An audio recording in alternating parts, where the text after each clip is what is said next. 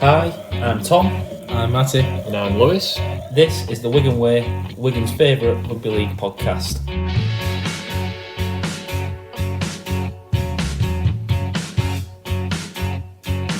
He'll put you in his trap, 'cause he's a union man. He's got it all figured out. He won't care what you think, 'cause he's a northern man. He's allowed to speak his mind.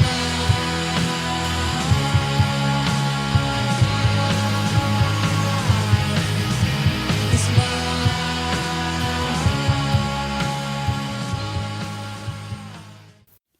The Wigan Way podcast is brought to you by Cherry and White Pins, a local Wigan Warriors themed pin badge company with a variety of Wigan ranges. You can get free shipping on all orders when you use the code THEWIGANWAY, that's The Wigan Way, all in capitals, at checkout. Thanks to them for supporting the show. So thank you for joining us this week. Hopefully you're listening before Saturday's big game, the grand final, because this is a grand final, bit of a preview for everyone. We're gonna split it up into a couple of sections. Some we've not really done before, just the three of us. But before we get into it, Matty, how you doing, mate? How you feeling? Good, yeah. It's been a couple of days since the last time we spoke and still feeling nervous. Yeah. Have they ramped up at all yet? A few days left at work. It's gone quick though so far. Hope it carries on going quick, and then Saturday obviously will be the big day. Talking about preparations and plans, and I just hope we get the result really. Lewis, how are you doing? Are the nerves kicking in at all, or Not yet, to be fair, mate. More excitement than anything. I'm just kind of waiting for it to go. I can't wait for the day out and to get to Manchester. Obviously, I know I'll be nervous once. I think I'm always nervous. I was the same for the Challenge Cup final when I see the stadium. That's the key bit where I go, right, it's real now. I've got it. Oh yeah, it's a nice day out in Manchester, but there's a game to win here as well. When I see the stadium, that's what kind of reminds me almost, and it kind of goes over that, and then that's only what gets me. See, I find that amazing because talking about the Challenge Cup, obviously, me and you went down together. Oh, you two are the opposite. I'm the opposite. You're always the opposite, yeah. On the tram, we got the tram in from can't remember where it was now. I was a barrel of nerves. Yeah. I thought it was going through up me. I was sat there, couldn't talk to people, just waiting for the team to come out, waiting to see anything. And once I saw our team, I was fine then. So I'm a barrel of nerves till about 90 minutes before the game. I was like that when I used to play though, you know. Thinking about it. When I woke up in the morning, people used to wake up or be nervous the night before about a game. Not that I've ever played anything the same scale as a bloody grand final, but not so 1 minute say I have. But just general pre-game nerves, whatever. I don't know if you guys are the same, maybe with your cricketing, but being in the changing rooms, okay, absolutely fine. Not really in the dead minute, but then as soon as it kind of got to the point where I'm walking out onto the actual pitch is when it used to just all hit me all at once type thing. Well, obviously, when I was at Wembley this year, I went in well before you lads. I watched the women's final, and I was completely fine through that. I'm thinking, come on, get our game on, because we were in the middle, which was weird. I was thinking, come on, get our game on, come on, we need to get it over with. And then as soon as the team started coming out, I went, change my mind, put the 1895 on, put the 1895 on quick. I want another few hours. But I'll be nervous while I'm there, but I'm just going to be excited. What an opportunity. So it's really interesting. Do you reckon I'd love to be a fly on the wall in the changing rooms and see what each player feels like? Well, there'll be some nerves. There'll be some nerves. There'll be some that are just relaxed. There'll be some that are really on edge. And it'd be really interesting to see that and how, as a coach, and I've ever got to ask Matty Pete this, how do you deal with that with teams dealing with different players? Because different players have their own needs. But we're going to start off this episode with a couple of grand final memories and looking at previous grand finals. Now, obviously, we're not the oldest. No. Matty, you were there at 2003. Yeah, I was, but I don't remember much of it. I remember fireworks. I remember just looking at the scoreboard. I remember the kits and the journey home not being very long, but I think it's because I fell asleep. But yeah, I don't remember any of the game. Obviously, I was only 5 years old then, so I don't remember any sort of patterns of play or who played well or whatever. I've since watched it back, and it was a good game, but we were on the wrong end of the result that day. But I suppose my first final I remember will be the same as you two with 2010. Yeah, grand final anyway. Well, it's probably fair to start there for us to talk about 2010. It had been a while since we'd have been there. I always remember my dad pulling me to one side before a game and saying, like, before the game, saying, "Listen, you win these, you lose them," like, as if like trying to settle my nerves. It was a weird feeling for me going in because I had that little bit brought down to earth. It might not go our way. But we were the best team that year, and that was unusual for us. We'd never been the best team in our lifetimes, really. Yeah. What stands out for you in this game? Probably Martin Gleeson. Play of Martin Gleeson. For that, where he scored 2 tries. Tompkins' try. I was going to say, Tompkins was kind of becoming the next big superstar at this point in 2010, and I think he was still probably playing as a 6 at this point. Had moved to full back in 2012. I want to say probably. Well, was it? He went to full back in this season. I think it was because he had 6 on his back. But this was the year that Maguire had come in and Amos Roberts did his cruciate. So was it Tommy and Deeks in the house? It was Paul Deacon and Tommy Lewis. So Sam played full back this game. Yeah. Okay, interesting. But he had 6 on his back. Yeah. Right. Do you remember what changed before this game? That hadn't happened all season. Michael McElaurin started it. Michael McElaurin started. Instead of Peggy Vidal. He was like a man possessed that day. Well, he was every time there was a final. Every time there was a big game. I remember a few times when we found out the team news and Mickey wasn't playing. It was like a crushing defeat. And I thought, well, we haven't got Mickey, we'll struggle. Like he was a big player for us. Whenever it was a final, he was a big, important player for us. Yeah. But he was still a very, very young lad then, wasn't he? And he was set out to go after the Saints forward, and I'll never forget that. And I remember being surprised at it all the way through until he kicked off and you realise what had been done and he'd been set up to do that. That Tompkins try, how long were his arms? Yeah. To reach out like that. I know Sam Walter scored a try very similar. But he is just a big bloke. He's just a big human being. Yes. Sam's not small. Sam's average height, really. He's not massive like Sam Walters is. But he just felt like wherever he was, he'd reach. Farrell had one, didn't he? Chalked off. Yeah. Faz. Which I thought, it would have been nice. Peggy Vidal started kicking goals when he got onto the field. Started missing them. Well, yeah, I say kicking goals, missing goals. Yeah, everyone missed goals in this game. Doing his little... Because Pat Richards was, he went off, didn't he? Pat Richards was the best goal kicker in the league, but he went off with an Achilles. Yeah, he did his Achilles. Well, someone did it for him, I think. But yeah, he did his Achilles in the game, and so we needed a goal kicker, and we tried a few. Piggy kept missing them. He did get one. He got one in the end. Sam missed one. His unusual kicking technique. Yes. Apparently someone used to do that as it was a reminder to him to not drop his shoulder when he kicked. He would often lean to one side or something, so having the arm would keep him, kind of cut his body off balance or something. Like an overcorrect, to make sure his shoulder didn't. It was funny drop. It was funny. Remember all the fans just going, waiting for him to put his arm up. Who was the Harry Sunderland winner in that game? Was it Gleeson? Tommy. Oh, Tommy. Yeah. Remember that? Tommy won it that day, yeah. Gleeson did have a storm, though, I remember. He scored 2, didn't he? He scored 2, but one of them was a fantastic try from long range. I think Tompkins and Deeks had set him up in it. It was Lulu was involved. Lulu was involved, yeah. I remember they were both. Was that not the opener? Might have been. No, it might have been Gleeson's first try was the opener because he pointed to... He Yeah. had Terry Newton written on his wrist, didn't he? Yeah. R.I.P. Tez. And he pointed to that after he scored, and the opener was from close range. Yeah, it was. Go on. So that was 2010. That was Maguire's first year, and obviously we didn't get there in 11, but won the Challenge Cup with him.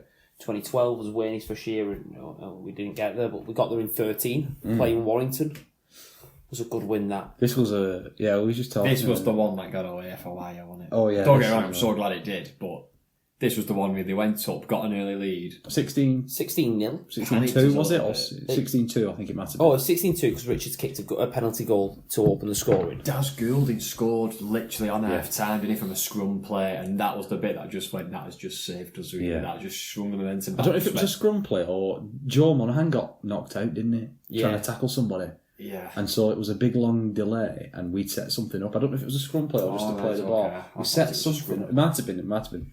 we definitely set something up off the back of that. It was right on before half time though, wasn't it? It kind of just gives a little bit of momentum, just thinking, actually, no, just because of that try, there is still a chance now in second half. A bit of a boost. It was, massive boost. And I think we needed it. But he did that, and then I remember Mickey scoring from 9. Yeah, Mickey's in front of Warrington. Tony fans. Smith said that Mickey's try was the killer. Yeah, because it was so easy. You know, he just bit of a show and then just put his head down and went under. Some try that. I gained a lot of respect for Tony Smith that day because he was honest and, you know, he spoke about where his team had gone wrong and where they'd failed, and he didn't make excuses. Mm-hmm. So from then on, I liked Tony Smith. Just to go through it though, Goulding, McIlaurin, Charnley, Green and Richards. Charnley had a ridiculous record in finals, didn't he? We were just on about that before we started recording. Charnley. 3 grand finals, 3 tries. Mm. Just on that as well, you said Green there. Is this the one with the Westwood punch? Yeah. Yes. I don't know if it was the Harry Sunderland. He was Harry Sunderland. Because he scores after, he scores under the sticks. I mean, he feels that dummy, doesn't he? He goes under or just right next to the sticks, and he gets up, and his face is absolutely battered from where Westwood had punched him. Yeah. If that was on Saturday, then he would get a red card of it. Oh God, 100%. Yeah. In this day and age, you would know. I remember just seeing him get up from that try and his face on the screen with the bruise. And I remember him for his interview after winning Sunderland, and his face was all bashed up and everything. I like Paddy's try from this game. Paddy's just strolling in untouched. It was the icing on the cake. Locker's big face. Lockers gives him a face. And gives him the, he celebrates before he puts it down, and Sean Wayne gives a cheeky smile. And he gave a cheeky smile when there. Yeah. This was the game where Yestin Harris was assistant, and he told Wayne that when Ben Westwood scored, he said, "Oh, that's it now. His third year." And Wayne said that was him done as assistant coach at Wigan. I'm sure I heard the rumour that he told him not coming in at the changing rooms. Wayne was ruthless with him, and then as soon as he said that, he was gone. We still got a chance. There was only 3 tries, wasn't it? And they scored with a Goulding try. Yeah. And then the next one, which was what Tony Smith said was the killer, was that McIlaurin one. Yeah. To put him within 4, and it was just, a bit too easy. Do Warrington score any tries? I don't think they did. He scored tries. No. They finished the game 16, yeah. But they scored points really quickly. So Monaghan scored in the 21st, Grix the 24th, and Westwood the 26th. They just rolled us for about 5 minutes. Got 16 points up. The Monaghan injury probably killed their momentum. And I can't even think about what time that was at, really. Right before Goulding scored. Yeah. Right before Daz scored, it was... He hit his head on Richards, didn't he? He was trying to tackle Richards, and he got his head in the wrong place. It was a complete accident. Sure, it was on his hip. It was unfortunate, man. Yeah. 14 and 15, involved in 2 losses. Yeah. I had chances to win both, and that's what your dad was saying in 2010. You win these and you lose them, and we had chances both times. I'll never forget 14. Because obviously we were down to 12 men, the Ben Flower incident that had happened, and I'm pretty sure if Sky Sports Gold is on, it'll be showing that. Super League Gold or whatever it's called, there'll be a Ben Flower punch being shown. That's always on. But I remember at times having a 2-man overlap, playing against a team with an extra man and thinking we were the superior team. We just didn't. Obviously, we didn't deserve to win. I was gutted with the 15 one as well, because I wanted us to send Matty Bowen home with the ring. Yeah. And we didn't end up doing that. And I thought there was some chances he created, some chances in that game that he could have gave, or another thing. And he was great that day, but he scored. Didn't he? He scored a try right in front of us. I remember screaming in your brother's face, Tom, going absolutely potty. Joel Moon's try. Josh Walters scored the winning try. Yeah, Walters right. Joel Moon scored a try. And I'm adamant to this day, Danny Maguire knocked it on in the build-up. Yeah. And they said it went backwards, and I have not got a clue in my head how. These things, though, they make the wins sweeter. Yeah. You can't go there and expect to win every time. No, can you? Not at all. And that's what that's what your dad was saying. You've got to be, even when you're the favourites, which I don't think we were in 14. We probably were in 15, but even when you're the favourites, you're going to lose sometimes. Yeah. But you can't lose in the final unless you get to the final. Yeah, exactly. Yeah. 16. Another win for Wigan. This Another was, close one. This one was, yeah. If you looked at the score, it looks boring, but actually, It was intense. it was another intense final. 12-6. Gildart, Charnley. This one, I feel like it meant more. Because we'd lost the two previous, and it felt disappointing that we'd lost the two previous. To me, it was just so good to get that win. Yeah. Obviously, we were losing to start with. We were 6-2, second half of 10 points. And to not really put the points on previous finals, they'd all been round 20s. This was a real close one, and it was brilliant. Yeah. I remember Kurt Gidley bleeding from some injury, he got some face injury. And someone said he was the bleeder. Liam Farrell was the leader. And the pre-match entertainment was Feeder, you know, the band Feeder. I remember somebody had made a joke about that. I can remember that still. But my biggest takeaway from this game was that they didn't start with Chris Sando. They brought him off bench. And at the end of the game, you know, because we were only 6 in front, they were chasing the game. They were throwing it around, and every time Sando got the ball, I was worried. And when he passed it to somebody else, I wasn't worried. It was like he was the only one who could break us open. Yeah. You know, and he didn't in the end. But it felt like he was the only one who had a chance to break us open. But yeah, that was another good win. The Charlie scored again in that game, didn't it? Yeah. Obviously. And Sarge. I remember Sarge in that game. He was filling in for Tompkins, wasn't he? Yeah, full-back. Yeah, it was good that day. It's a brilliant try, wasn't it, for Charlie's? A little right-footed kicking behind. For Charlie's try, yeah. I think he did some good work for Gilly's try as well. And he held somebody up over the line. It was a brilliant performance. But Faz was the man of the match in that one. Yeah. Did we not have lockers for that one? He was on the bench in 16. Oh, was it? That's where we kept coming back. I know, it was ridiculous. Big game shot. We just have lockers. We'll play 5 games a season. A real big Challenge Cup semi-final, grand final.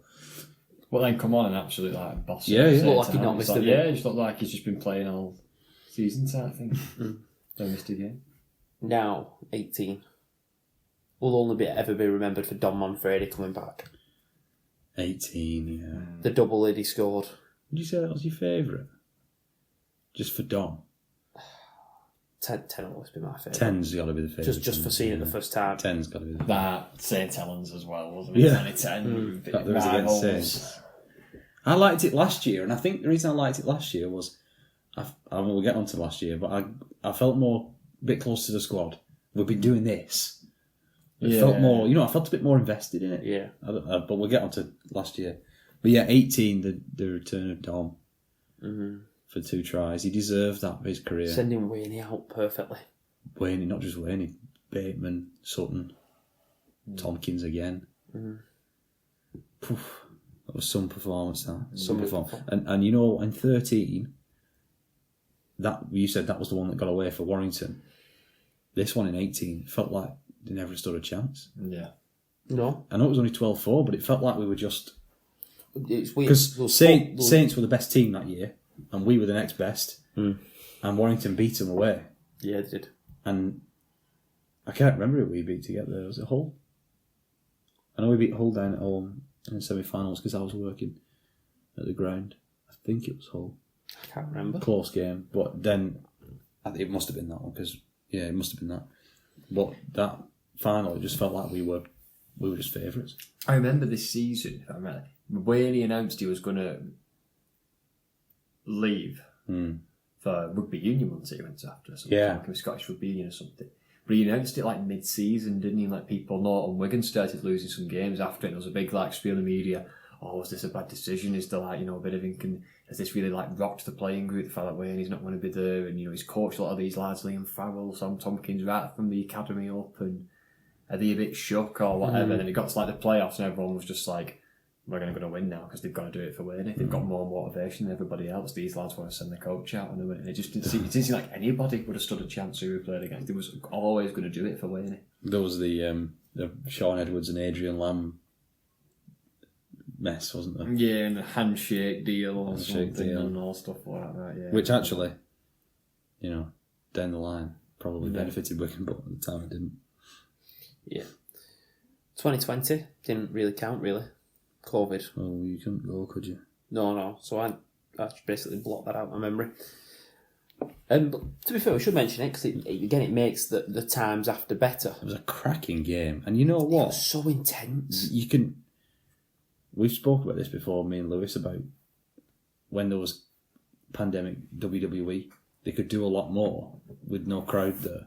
They could be a bit more cinematic with it. And that grand final, they could be a bit more cinematic with it. I wish it were at Old Trafford, partly because that kick and makings would have gone over the top of the post because they're not as tall. But I wish it was at Old Trafford just for it was more cinematic. But it was just a game, like everything was dark beforehand and the players were coming out and the camera shots were just all a bit more personal. Felt a bit more, I don't know, it just felt a bit more raw. I don't know why. Yeah. But yeah, I mean, I can't tell you how many times I watched that game. it wasn't a great moment, but it was a great spectacle. No, and it was great for the game as a whole. It wasn't great for us in terms of the poster boy. It became a big talking point. Again, like a big moment that stands out. Well, again, like you go back to what your dad said to you. You win some, you lose some. Sometimes you make the moments yourself. Sometimes you have to be on the receiving end of the big moments. Those things come and go. Don't even believe It probably also led to Bevan French staying a bit longer than he was going to, which has then led to him staying for a lot longer than he was going to. Yeah. Because he felt like he owed it to the team, which he didn't. It was ridiculous. He put it on himself at that moment, which was completely wrong of him.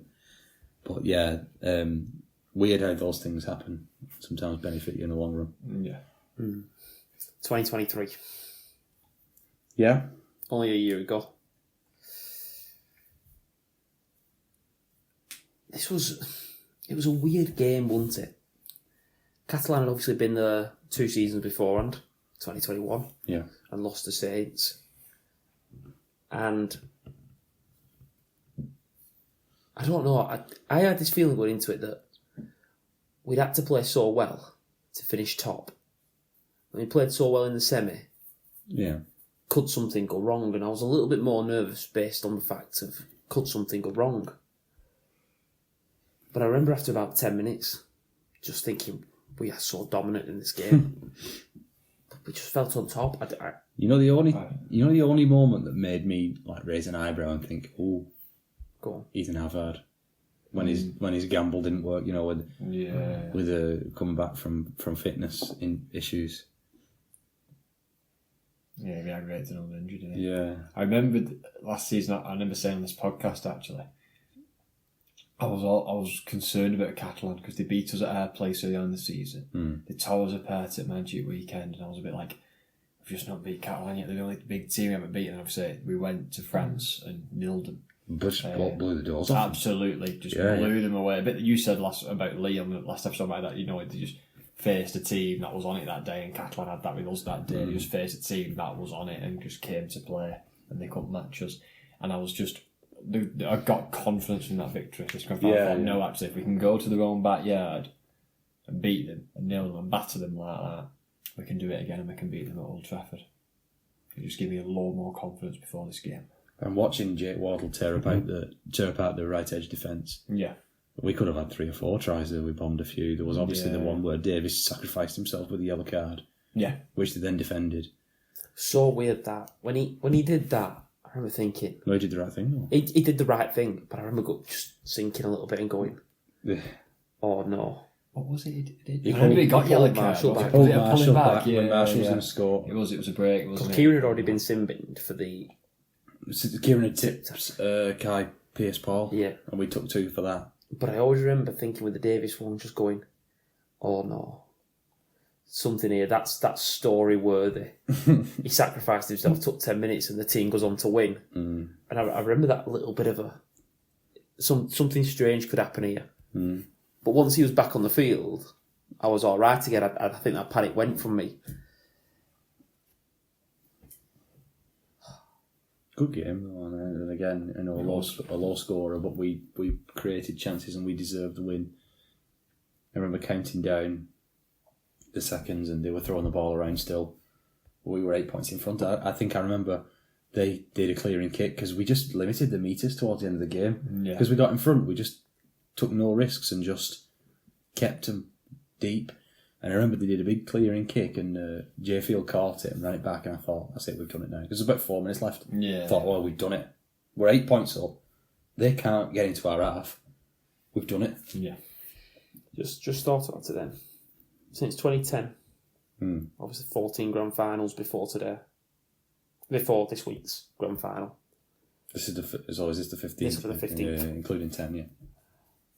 We've been to 7 of them previously. Yeah. Not including the one coming up on Saturday. Yeah. Out of 14, we've been to 7. Yeah. Won 4.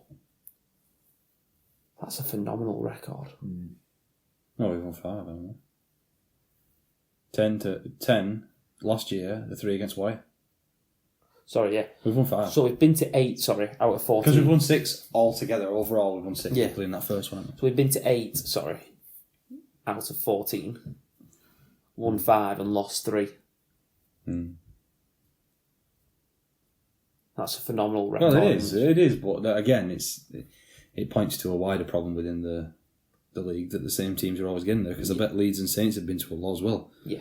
In that time. I'll just butt in there, Junior December is officially the Young Player of the Year. I'm sure that surprises nobody, but the awards are going on right now. So Junior is the Player of the Year. Fully Well done, deserved. Junior. Yeah, fully deserved. Superstar took the league by a light this year. I feel like you could have had a breaking news buzzer there. Yeah. Breaking news, yeah. But I think last year, just to touch back on what I said before, circle back, it was a big one for us, because obviously we'd started this podcast last year because nobody was giving Wigan any credit at the start of the year.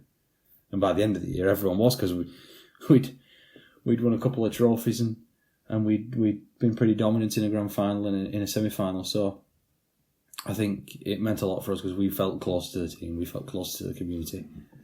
And that's why we really enjoyed that one so much. Also, we'd grown a bit more. Yeah. Last time we'd You been... start appreciating it more. Yeah. Last time we'd been, we were, late teens, early 20s. Now we're mid to late 20s, and you appreciate rugby a lot more then. You appreciate the lows and the highs a bit more then. Yeah. So I think that's why last year was a special one for us, and hopefully this one is the same this weekend. Yeah, definitely. Right, that wraps that section up. We're going to come back and we're going to actually preview this Saturday's game.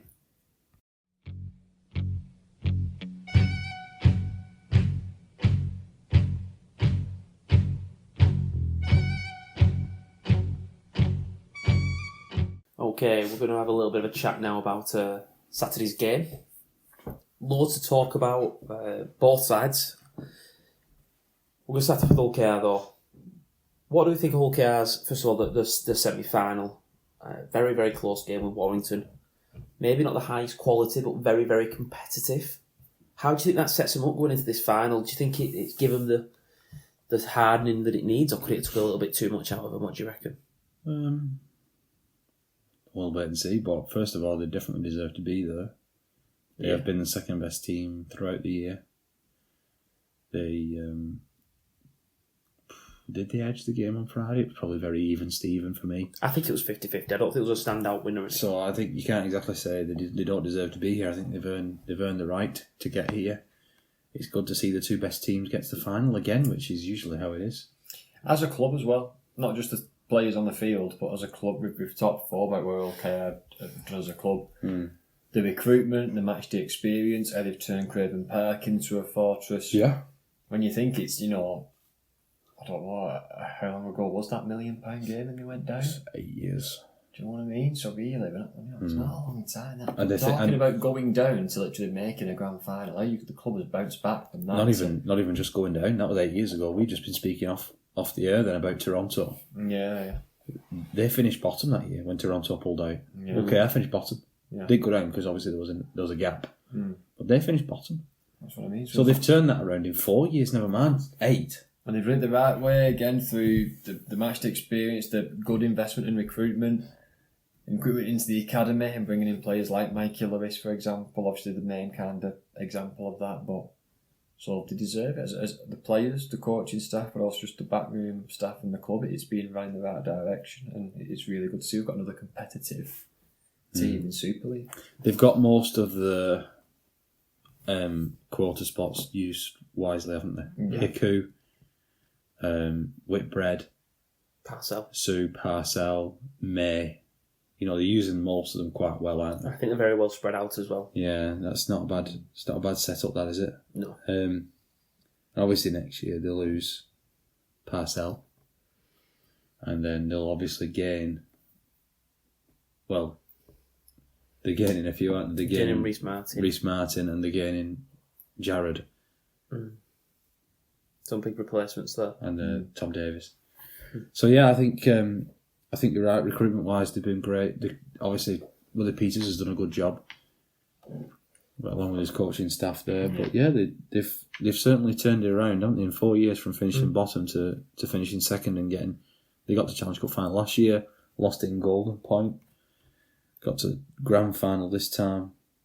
Their only concern will be last time they faced up against us on neutral territory in a big game, they got blown away at Doncaster. Because we got it last year. And in the playoffs last year, because we got it right.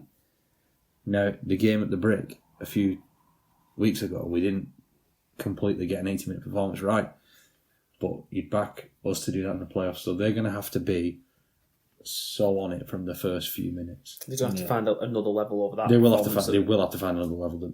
From what they played against Warrington, they'll have to find 2 or 3 more levels. Yeah. Now, I should say, we are recording this on Tuesday, so we don't know the 21-man squad.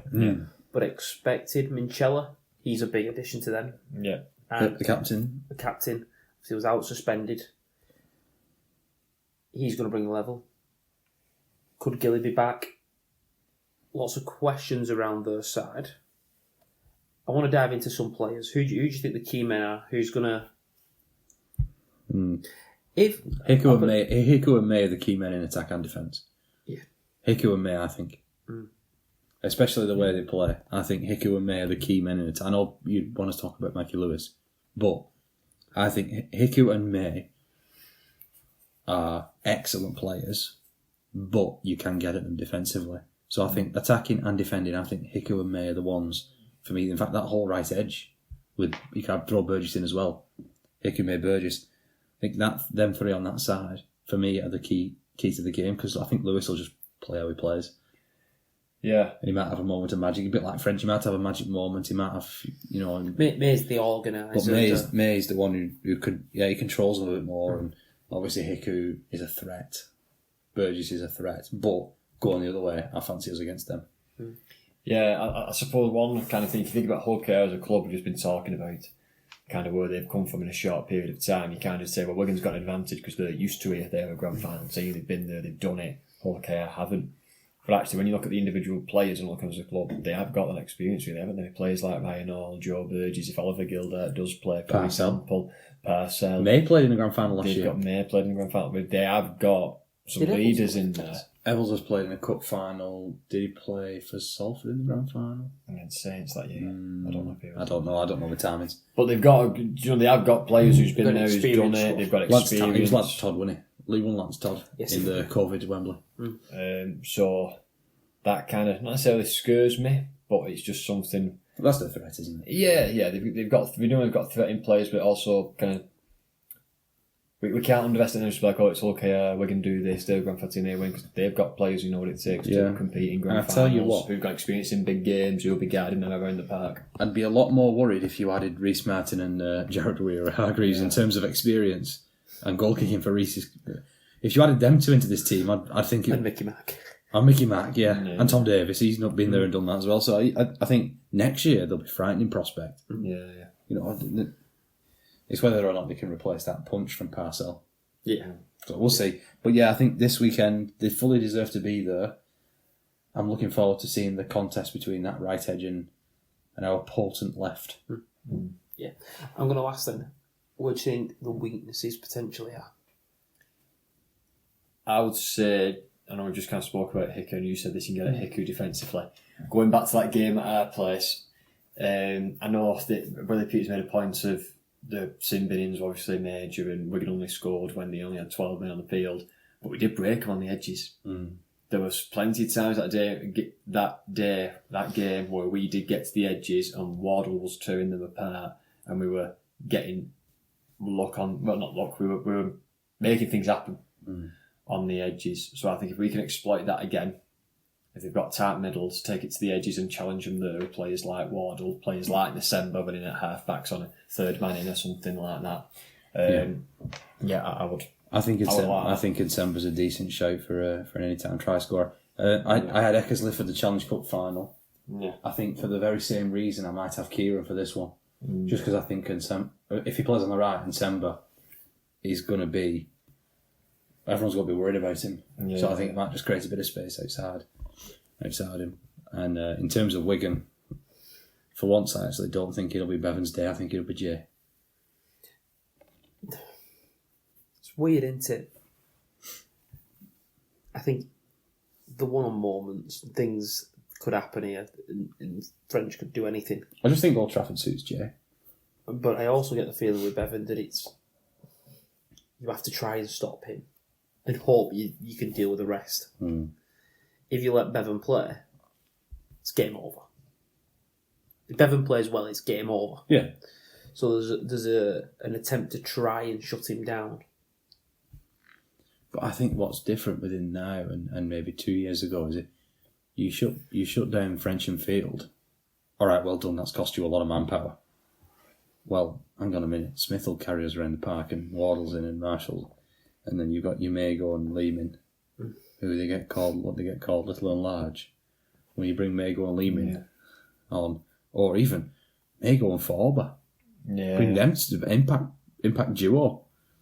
You know, bring them on, and all of a sudden you've got Nsemba running crash balls, and you've got people running out the back, and there's just so much movement. Wardle just slide on the outside. Yeah, there's just so much movement going on. It's so difficult to defend against. Right. Seeing as you've mentioned him, shall we jump over to Wigan and have a look at what we think? I'm going to start with one man. I agree with you, Matty. I don't think it's going to be Bevan French's massive final. I don't think only because he's been in the last three finals. Yeah. Well, so man of the match in the World Club Challenge, man of the match in the Challenge Cup. I think it's probably they're going to focus on him. I think it's going to have to come down to Harry Smith's game management. Then box kicks, and Lewis, you know how much we hate this. There's a particular set of people behind us at the home games who every time we put that box kick in, 5 out, scream that it's an awful kick and we've not had a chance to score. Because he's not found the ground, basically, is the logic. It's a crap kick if he doesn't find the ground. I don't know how that works, but It doesn't. Pinning him in that corner, I think they'll try and drop a lot of kicks on Ryan Hall. Turning around. Not even necessarily turning him around, but putting it up and getting him stuck underneath it. So then he can't make the meters. Yeah, that's a good point. That. Well, I think you could probably do the same to Burgess. I think you could do the same. Yeah. And making Hulker come out 95 metres, because our big strength, our standout for me, is our go forward. This year? This year specifically. I think our go forward is particularly strong. And I think if we can win this, you win finals off territory and field position and ball possession. We keep hold of the ball. I think it was defensive moments. Defensive moments last time. Now it's field position. But yeah, I agree with you. I think the one thing this team has got that previous sides haven't got, and I think back to the semi-final against Leeds, Pete's first year, we had no go forward. We were stuck in our own half, expecting French to do something. Then French gets off injured. Can Field do something magic? Well, he can't if he's stuck in his own half. Yeah. So I think what we've got now is we've seen that problem. We brought in Tyler Dupree, brought in Luke Thompson, turned Mago into an incredible impact prop / loose forward / standoff / centre sometimes. I think Mago plays everywhere on the pitch. And Sam Walters. And so we have actually got go forward now. Yeah. Miskey with his carries gets us up the field more. Marshall gets fouled every single time he touches the ball, but he gets us up the field more. Yeah, I think both teams match each other for that yardage. No, I agree, but we didn't used to have that. No. We didn't used to have, and the forwards used to be a bit, it was like an afterthought, wasn't it, the forward pack? In 2022, it was a bit of an afterthought. Our back was in a dogfight though. No, that's what I mean. And like just a set for set, I see us being more prepared to kick on the third and back our defence. I think we're going to want to get it to that dangerous back line with your Hall, your Burgesses, your Gillies, your Broadbents, or whoever, and try and get them, or Evels, and try and make something happen. Whereas I think we'll just go, right, we'll just do 3, 4, 5 drives and kick on either 3, 4 for 5th tackle, and we'll turn back ourselves to defend. We'll play October rugby. I always come back to that Warrington game last year in the Cup when we were 13. We lost. Yeah, Kate we lost Ellis someone early on. early, didn't we? Because he... And Irish Smith put one bad kick in that day, and he ended up kicking it dead, going for a try. But for the rest of the 70 minutes that we were down to 10, he just pinned Warrington in. Pinned them and pinned them and pinned them. And we just backed our defence to get us through the game. We've got experience of doing that. And I think we're more prepared. And if we are more prepared to go for 80 minutes doing that, I don't think we blink first. I don't think we panic and start trying to get points. No. I think we're more confident if this game's 0-0 at 40 minutes. Yeah. I'm not saying it will be. No, I know what you mean. But with players like Thompson and Farrell and, people, Ellis, who are just prepared to do the hard stuff, just get it on what your jumper, carry it in, back your defence, make some tackles in the middle of the park and just commit to that and do it all day. If it's anything We've like, got the players for that. If it's anything like the NRL Grand Final last Sunday, where the ball was in play for 37 minutes and there was one mistake in the first half. Oh, goodness me, I couldn't get my breath. I couldn't get my breath after 5 minutes. Ridiculous. But if it's like that, I think we're more prepared to keep going and keep going and keep going. You back us, don't you? And I think that's why Smith's so important, because that's what we're going to need, isn't it? We're going to need... you mentioned there, you might not think it's Bevan's day or whatever. Possibly because players like Bevan and Jake, they're suited to June, July. Dry tracks, fast tracks where you can step, you can put some stuff on. It's October, let's face it, it's probably going to be raining and wet and whatever else, and it is, again, grand final October, rainy night at Old Trafford Rugby, isn't that? We need to play, and that's where you're 7 and controlling the game, putting the box kicks in and just turning your team round maybe with some early kicks and backing your defence and stuff. That's where this game's won for me. Yeah, I agree. We've got to be prepared to be boring. Yeah, 100%. And be prepared to grind out the result. Yeah. Because we will. We've done it before. Yeah.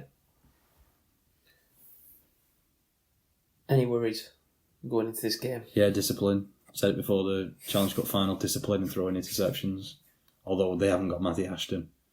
But yeah, obviously we threw an interception last time, didn't we? But discipline changes the game. It's the biggest momentum shift. It's a red card or the 100-metre intercept. We avoid them, I think we're favourites. But they, the form guide and the teams on paper and all this, and if you have a red card in the first 15 minutes, it flips it on its head. You throw an intercept when you're attacking the line, it flips it on its head. So yeah, those are the two things. Control them, and I think we're favourites. Yeah, I agree. I think we'll handle it, because I think, again, we've got steady heads. A lot of these players, obviously. We've had some new signs, but the team's not changed massively from last year. A couple of new faces in there, but we've been there, we've done it. As this group of people, this group of players has been there and done it. So I think they know what it takes. I think they know to be disciplined. They know to intercept from all those things. It's about, having that mental concentration to throw the right pass at the right time, see when something's on spot danger. Not overplay. And if it does happen, it's how you respond to that, essentially.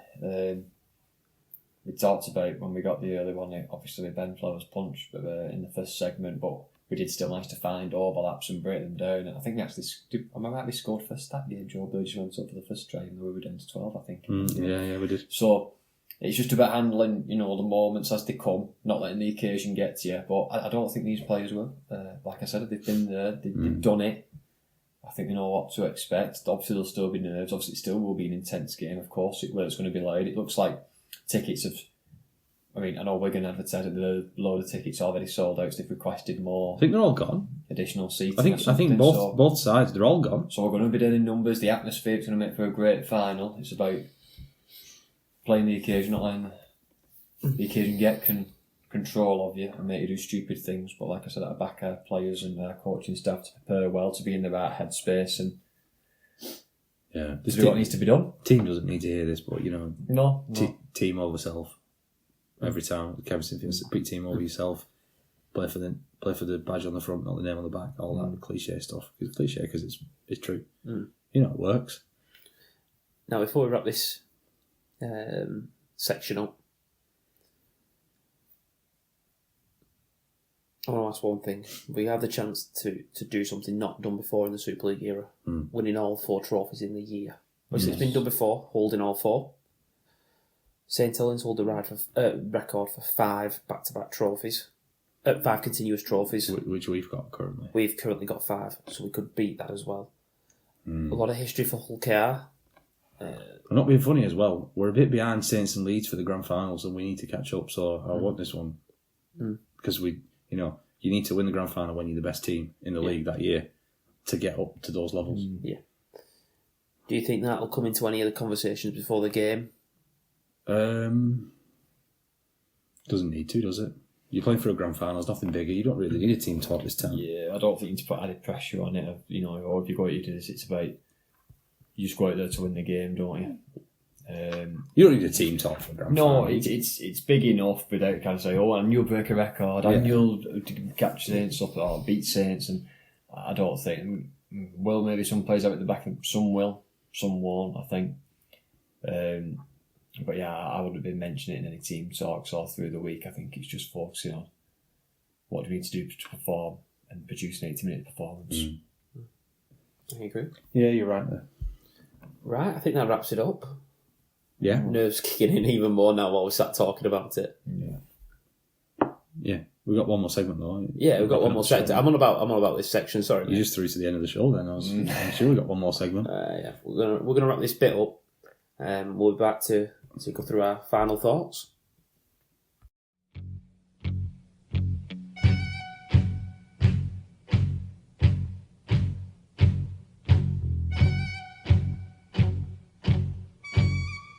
Right, bit of an impromptu set of 6 coming from us now. Instead of usual, we're going to do 3 moments of the year that are underrated. And we've said for this, you can't have any moment that leads to a trophy win or was in a final or a big game, a massive game like that. You just got to have 3 moments from the year that made you feel really proud to be a Wigan fan and what you thought were really incredible moments. Then we're going to have 3 underrated tries. And the category for this is just tries that were not nominated for Try of the Year, but we still think were brilliant. So let's go first. Who wants to go first with their first moment? Moment. Go on, do your first moment. What was your first moment, or your best moment of the year that wasn't to do with the trophy? Go on, I'll take this first. It was away at Salford the first time. Mark Sneed's short dropout. Wardle obviously collecting it. McDonald and Knopfler were both took both going for the same thing. And that was when... It sounds weird to me, I remember thinking... Down to 12. We'd played poor. Yeah. We didn't deserve to win that game, and I walked away going... So it turned out Salford's home record would have been phenomenal if you ignored the 2 games they played against us. Well, even if they just got over the line in this one, they would have still lost to us the next time, but that would be the only one. And then, obviously, French... ends up, didn't French score straight after from a scrum play to make it like 10 points or whatever? But I just remember that moment going, how are we going to win this? This is a real champion side, this. Been tough, we'd come off the back of winning the World Cup Challenge and the fatigue had been starting to set in a little bit. And we won this game really ugly. And I think it was one of our proudest wins. Yeah. Yeah, I agree. Lewis, what was your moment? I went for a bit different. I went for a defensive moment, and it's Jay Field's try save at Magic Weekend. Oh, yeah. I know this wasn't kind of... we kind of dominated this game, really. I can't remember what was the final score? 20-0. Was it 20? Yeah, so we kind of dominated, really. This wasn't that necessarily a memorable for it being close or maybe a last-minute winner or something. But I just remember this because it was a clear 2-on-1, and it's Whitley, in it? He tackles and manages to do the try. Now, it looks like it's an absolute shoo-in. And it kind of made me really proud, I suppose, of Wigan and of Jayfield specifically, because I just think there's no other fullback in the league that stops that. I don't think Duffy stops it. I don't think Welby stops it. No. Like, there's no one else I can think of who stops that except Jayfield, who has that determination to try and make it stop it and the skill set to do it. So he's so special. It's try save. Yeah, that's the thing. It's not the first one. And it's really unfair to not mention his 2 others. Yeah. In the World Club Challenge. Like, I know that's a moment that we can't include because it led to the lead in a trophy. But he doesn't just do this. That wasn't a fluke, was it? Let's be honest. No. There's always a time, you know, I go even into last season of where there's been a break, you just think it's all right, Jay's got it, you know, and but this one was one where it weren't just like someone winning. You knew you expected him to make a 1-on-1 tackle. This was a clear kind of 2v1. Saints had to score. And just didn't manage to. He found a way to stop it. So yeah, that's what I'm going with. What's yours, Matty? I've got another game against Saints. Actually, the home game against Saints. I've got Zach Eckersley's winning try. I just thought for Zach, you know, he's coming in as a young player. He obviously had the big moment at Wembley, which I probably would have picked if we were allowed ones that were winning trophies. But I think for Zach to come in, a very pressure situation. He's a fullback. He's replacing Jay Field, who, as you've just well put there, is one of the best fullbacks in the league, if not the best. And he has to replace that attacking output. And I thought he did really, really well for a young lad coming in, playing a really difficult position. And that try, well, he deserved it, and he still took some finishing. It was to beat St Helens at home. We obviously needed the win at that point. That day French wasn't playing, was he? No French, and that was French pulling out the night before, and Eckersley had trained 10 minutes at fullback. He was going to play centre, and he had to play fullback. And yeah, I mean, Farrell was at 9, and He played centre that day. Walters maybe. I remember him coming over. Yeah, Walters. He might have been training at centre. Because Kieran was going to play 6. Yeah, Possibly, Kieran was going to play 6, but we couldn't have Kieran playing 6 anymore. So yeah, that meant that Eckersley had to have his big moment, and I thought I was really proud of him in that moment there. I thought that he took that try really well, and that was like that battle of the youngsters with him and Robertson. Yeah. So let's do underrated tries then. What was a try that made you stand up and applaud, even though it didn't get nominated for the try of the year? Tom? I'm gonna go. He's one of my favourite players, and a lot of people criticise him. He's not the most creative player, and you've got Jay and Bevan or whatever. But I'm gonna go to Harry Smith's chip and chase. Oh yes. Against Catalan at home. He is a game organising halfback. That's his style. That's what he does. But it just showed to me his quality to see. Was it Morg at fullback? I think so. He was in the line, wasn't he? He'd stepped up into the line to try and make that extra number that everyone talks about. And to just wait that kick, it sat up perfectly for him to slide in. And he didn't really get the credit it deserved. No, it was a great try. It changed the game as well. Definitely. Yeah, definitely. Mine, I've gone for one of Liam Marshall's many this season, finishing as a top try scorer. There's a try when we played Lee, and it was just a clever, really intelligent finish in the corner of almost pausing in time, waiting for Handler to come over, and almost just like floating and diving over the top of him. You had minus space. It was like you had no space at all. Yeah, that's what I mean. But really clever, really experienced finish to dive over the top of him. And this was the one where he stopped moving, didn't he? He wasn't he had no momentum. Yeah. And he just managed. That's what I mean. That's why I say it's a clever finish. You see him really sometimes running for the corner, dive, outstretched. Kind of Tommy Makinson style finish, if you will. But this one just kind of did something a little bit different. Just waited for him to come in, waited for Hanley to commit himself, managed to almost just pop himself over Hanley almost to try and not successfully get the ball down. So I've got a Tommy Makinson style finish as mine, but from Jake Wardle. Yeah. When we played Leeds a few weeks ago, and Smith put the kick in over the top of Fozatua, and Marshy just jumps out of the field and flicks it back in, which is incredible skill to do anyway. And Wardle not only catches it, but somehow in the minuscule space that he has, transfers it to his other hand and puts a diving finish into the corner that a winger would be proud of. Yeah. Any winger would be proud of that diving finish. And I thought that was a really underrated try. That maybe because we scored loads of tries after it, didn't get the mention that it deserved, I thought. But I thought it got us going that day, and it was a really great try. Yeah, no, I agree, mate, 100%.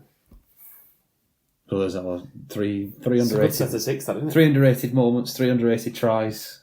Underrated set of 6. Yeah, I like that. Right. We wanted to do this. Bit of a predicted 11. Predicted 17. Yeah. I said to myself, don't say 13, because I was going to include the bench. So I went to 11. Great start there. I hope we don't go down to 11 at any point. Should we start with Hull KR? Sure. Yeah. Pretty similar to what it's been most weeks. Evalds at full-back, Burgess and Iku on one side. One question becomes Gildart or Jack Broadbent. I suspect if Gildart's fit, he plays. If not, Broadbent fills in there with Ryan Hall. Lewis and May in the halves. Yeah. Sue, Parcell and Whitbread. Hadley, Batchelor and Minchella taking his place at 13. It's a solid start. Yeah, it is. And they've built it based on defence, like I've said before. Bench, Staunton, Luckley, and a bit of X factor with Jeslitten and Tanganoa. That's probably how I would line them up. Yeah. Yeah. I think that's how I'd line them up. I think that's probably Willie Peters' preferred lineup. Right, I'm going to go on to Wigan side. Back 5, back 7 really picks itself. Yep. Field, Miskey, Kieran, Wardle, Marshall, French and Smith.